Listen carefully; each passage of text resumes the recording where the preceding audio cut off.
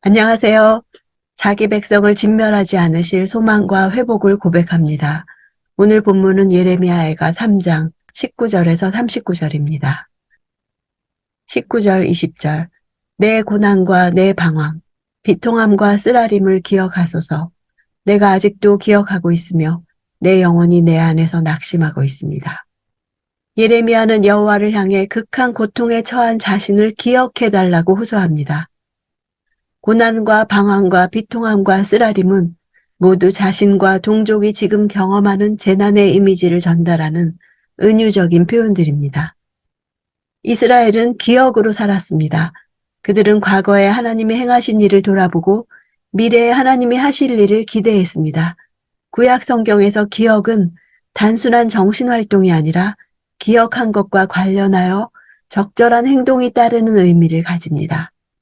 예레미야는 자기 백성에 대한 하나님의 구원 행위는 그들이 처한 상황을 기억하는 데서 출발함을 알았기에 기억하실 것을 호소하고 있는 것입니다. 자신이 재난을 기억하고 또 기억하듯이 이를 보시는 여호와께서도 기억해 주시기를 간절히 기원하는 것입니다. 21절. 그러나 내가 이것을 생각해내기에 오히려 내게 소망이 있습니다. 생각해내다는 슈브 동사입니다. 내가 돌이켜보니 라는 뜻입니다. 앞절 20절에서 낙심한 사실을 떠올리고 의지적으로 돌이켜보니 소망이 있다는 것을 알았습니다. 감정의 반응이 아니라 의지적인 행동입니다. 21절이 3장 전체의 전환점이 됩니다. 애가의 중심부에 있는 3장에서 드디어 소망이 있다고 노래합니다. 22, 23절. 여호와의 인내하심이 끝이 없는 것은 그분의 긍휼하심이 끝이 없기 때문입니다. 그것들이 아침마다 새롭고 주의 신실하심이 큽니다. 우리가 잘 알고 있는 유명한 구절이 나왔습니다. 그런데 이 말씀이 어떤 문맥에서 나왔는지 알아야 합니다. 의지적으로 돌이켜 소망이 있다는 것을 알게 된 이유를 말하고 있는 것입니다. 바로 여호와의 인내하심, 헤세드가 끝이 없기 때문입니다. 헤세드는 언약적 사랑입니다. 유다의 범죄로 인해 하나님과 백성 간의 언약적 관계가 파괴된 시점에서 여호와는 인애와 긍휼을 거두시고 유다와 예루살렘을 심판하시기로 결정하셨습니다. 그 절망 가운데서 다시 돌이켜 생각해보니 여호와의 인애와 긍휼이 끝이 없음을 깨달은 것입니다. 그것을 깨달은 예레미야는 매일 아침마다 새로운 소망을 품게 되었다고 고백합니다. 신실하심은 변함없음, 한결같음을 말합니다. 자기 백성을 향해 변함없이 계속되는 여호와의 크신 신실하심을 찬미하는 것입니다. 이스라엘은 포로 생활에서 끝나버린 것처럼 보였습니다. 그러나 하나님의 인애와 긍휼 때문에 끝일 수 없었습니다. 24, 25절. 내 영혼이 말한다. 여호와는 내 유산이시니 내가 주를 기다립니다. 그분을 기다리는 사람과 찾는 사람에게 여호와께서는 선하십니다.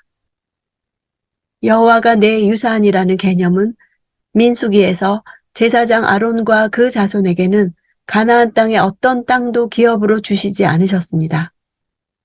대신에 다른 모든 지파가 여호와께 구별하여 드린 것을 제사장이 소유하게 됩니다. 그래서 여호와는 나의 유산이라는 개념이 성립되었습니다. 예레미야는 오직 여호와만이 자신이 살아갈 수 있는 근거이며 소망이 되신다고 고백합니다. 여호와가 없으시면 자신이 살아갈 수도 거할 곳도 없는 상황이라는 것입니다. 그렇기에 그는 주만을 기다린다고 고백합니다. 여호와께서 그의 얼굴을 가리시는 중에도 그분을 기다리고 찾는 사람에게 여호와는 마침내 선하심을 드러내실 것입니다. 기다림의 신앙은 찾는 신앙으로 확장됩니다. 기다림이 정적이라면 찾는 것은 동적입니다. 여호와를 찾는 자들에게 여호와는 선하시다. 토부를 선포하는 것입니다. 26, 27절. 여호와의 구원을 조용히 기다리는 것이 좋도다. 사람이 아직 젊을 때 멍에를 매는 것이 좋도다. 좋도다는 토부입니다. 조용히라는 것은 여호와의 징벌에 대해 원망이나 불평의 말을 하지 말고 그의 선하심을 믿고 의지하며 인내하는 것이 하나님 보시기에 좋다는 것입니다. 젊을 때는 그에게 남은 때가 있음을 의미합니다. 지금 받고 있는 고난의 시간이 전부가 아니라 아직 그에게 닥치지 않은 남은 시간들이 있다는 뜻입니다. 멍에라는 단어는 감내해야 할 고난을 의미합니다. 고난은 하나님께서 그의 백성들을 올바른 길로 인도하시는 수단이 됩니다. 지금의 고난은 일시적인 것이며 이런 고난이 지난 후에는 그에게 더 좋은 시간이 있으므로 현재의 고난을 참으며 여호와의 구원을 조용히 기다리는 것이 그에게 좋은 시간이 찾아올 것이라고 말하는 것입니다. 28절 그가 홀로 조용히 앉아있게 하여라. 이는 여호와께서 그 위에 멍에를 놓으셨기 때문이다. 홀로 조용히 앉아있다는 표현은 1장 1절에서 사람으로 가득 찼던 성읍이 외롭게 앉아있다는 표현을 상기시키지만 여기서 홀로 조용히는 1장 1절과 극과 극의 상반된 설정을 가리킵니다.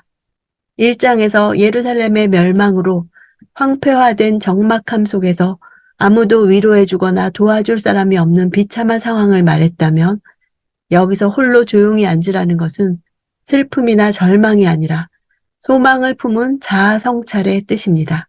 여호와께 소망을 두지 않을 때는 위기 상황에서 주변의 나라들에게 도움을 청하지 않을 수 없었습니다.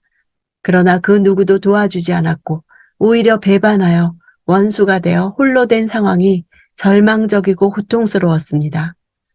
하지만 여호와의 인애와 긍휼을 의지해 그의 구원을 소망하는 자에게 다른 인간적인 도움은 필요하지 않습니다.